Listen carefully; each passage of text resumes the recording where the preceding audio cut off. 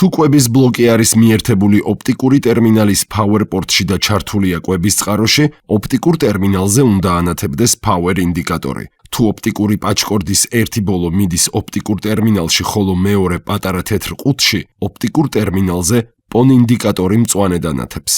დაზიანებული ან არასრულად დაერთებული კაბელის შემთხვევაში კი წითლად ციმციმებს LOS ნათურა. შეაერთეთ ქსელის კაბელი ოპტიკური ტერმინალის LAN 1 პორტიდან კომპიუტერის LAN პორტში.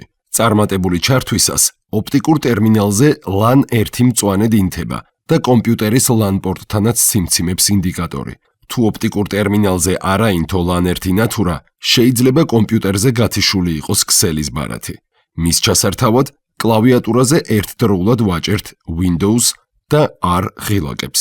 გაიხსნება RAN-ის ფანჯარა, რომელშიც ვწერთ კოდს NCPA-CPL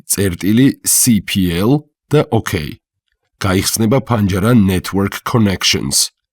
Ethernet Connection-ზე ვაწვევით მაუსის მარჯვენა ღილაკს და შემდეგ Enable. ამის შემდეგ ოპტიკურ ტერმინალზე უნდა ჩაერთოს LAN 1 და კომპიუტერზე LAN ციმციმა. ინტერნეტ კავშირი მზადაა.